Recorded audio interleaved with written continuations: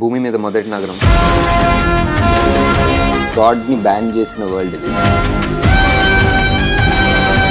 Also శంబాలాలో ఒక belief ఉంది,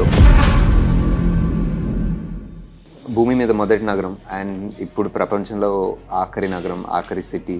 so ఆ ఐడియాతోటి స్టార్ట్ చేసాం కల్కి స్క్రిప్ట్ని. ఇప్పుడు ఫ్యూచర్లో ఇంకా కలియుగం ఎండింగ్లో అంతా ఆల్మోస్ట్ అయిపోయిన తర్వాత, గంగ ఎండిపోయిన తర్వాత లాస్ట్ సిటీ ఏముంటుంది అనుకుంటే మేబీ మన కాశీ ఉంటే how would that be? Because ఎన్నో పురాణాలు రాసింది నాగరికత మొదలైంది కాశీలోనే అని.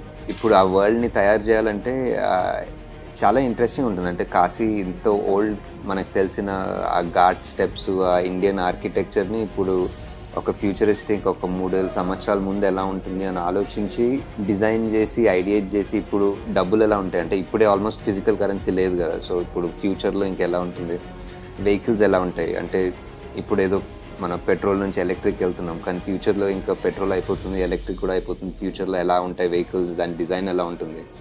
ఆల్రెడీ స్లీక్ స్టఫ్ అయిపోయింది, సో అది అయిపోయి నెక్స్ట్ ఇంకేదైనా వస్తుందా అంటే ఆల్మోస్ట్ ఇంకా వరల్డ్ రిసోర్సెస్ ఇప్పుడు ఆల్రెడీ తయారు చేసిన స్టీల్ని రీసైకిల్ చేస్తాం టు బిల్డ్ థింగ్స్. సో అలాంటి థాట్ ప్రాసెస్లో కాశీని బిల్డ్ చేయడం మొదలుపెట్టాం. సో ఐ థింక్ కాశీని బిల్డ్ చేయడం was a very long process. Kashi పైన మీరు మేబీ ట్రైలర్లో చూసుంటారు, is one massive mega city kind of structure, ఒక పిరమిడ్ లాంటి స్ట్రక్చర్.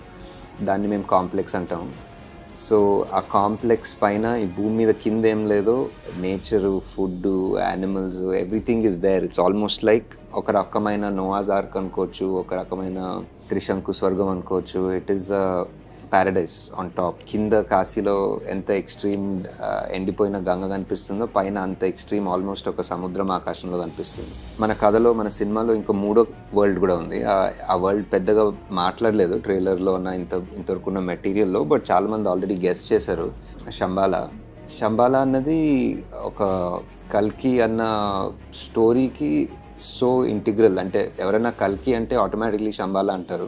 సో శంబాలా గురించి ఏమంటున్నాం అంటే ఈ 3వ వరల్డ్ ఇస్ ఈ కాంప్లెక్స్కి, కాశీకి సంబంధం లేకుండా ఒక థర్డ్ వరల్డ్. అండ్ ఆ వరల్డ్లో ఆల్మోస్ట్ ఉన్న వాళ్ళు ఐదర్ కాంప్లెక్స్ని ఎదిరిస్తున్నారో, కాంప్లెక్స్ చేసే పనులని ఛాలెంజ్ చేస్తున్నారో. అంటే one important thing to say is ఈ వరల్డ్లో there is no God, there is no idea of a God. And ఒక రకంగా గాడ్ని బ్యాన్ చేసిన వరల్డ్ ఇది, దేవుడిని బ్యాన్ చేసిన వరల్డ్. సో మన వరల్డ్లో ఒక మెయిన్ 3 వరల్డ్స్ ఆర్ దీస్.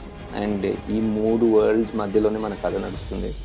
ఒక్కొక్క వరల్డ్కి ఒక్కొక్క kind of thought process and design చేసాము. లైక్ కాశీలో జనాలు ఒకలాగుంటారు, వాళ్ళ బట్టలు ఒకలాగుంటాయి. ఫర్ ఎగ్జాంపుల్ వాళ్ళ ఫుడ్ ఒకలాగుంటుంది, వాళ్ళు మనీ ట్రాన్స్ఫర్ చేసుకోవాలంటే ఒకలాగుంటుంది, వాళ్ళ వెపన్స్ ఒకలాగుంటాయి, వాళ్ళ వెహికల్స్ ఒకలాగుంటాయి. Complex same thing. వాళ్ళకు ఉన్న యాక్సెస్ టు రిసోర్సెస్ బట్టి వాళ్ళ కాస్ట్యూమ్స్, వాళ్ళ ఇల్లు, వాళ్ళ వెహికల్స్ అన్నీ ఒకలాగుంటాయి. And Shambhala is completely different. So వాళ్ళ టెక్నాలజీ, వాళ్ళ వెపన్స్, వాళ్ళ వెహికల్స్, వాళ్ళ క్లోత్స్, ఎవ్రీథింగ్ మళ్ళీ అది వేరేలాగా ఉంటాయి. And in a way at least ఒక్కొక్కరు ఒక్కొక్క కల్చర్ అన్నట్టు. అండ్ ఆల్సో శంబాలాలో ఒక బిలీఫ్ ఉంది, వచ్చే అవతారం, వచ్చే సేవియర్, దేవుడు మళ్ళీ పుడతాడని, అతను శంబాలాలోనే పుడతాడని వాళ్ళ బిలీఫ్. అండ్ ఆల్సో మన పాపులర్ కల్చర్లో, మన స్టోరీస్, స్క్రిప్చర్స్లో కూడా అదే బిలీఫ్. కల్కి అవతారం శంబాలాలో పుడుతుందని. ఎవరైనా ఏదైనా పని చేయాలంటే ఒక బౌంటీ పెడతారు ఒక సిస్టంలో. మన మూవీలో మీరు ఎవరైనా బుజ్జి భైరవ యానిమేషన్ సిరీస్ చూస్తే కొంచెం క్లియర్ ఉంటుంది.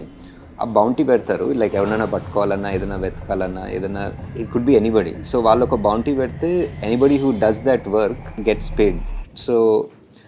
సో దట్ సిస్టమ్ అండ్ ఈ units and bounty is nothing but డబ్బులు and the person who does it. So actually అంతే క్లియర్, బట్ ఆ టర్మినాలజీస్ ఆర్ దట్.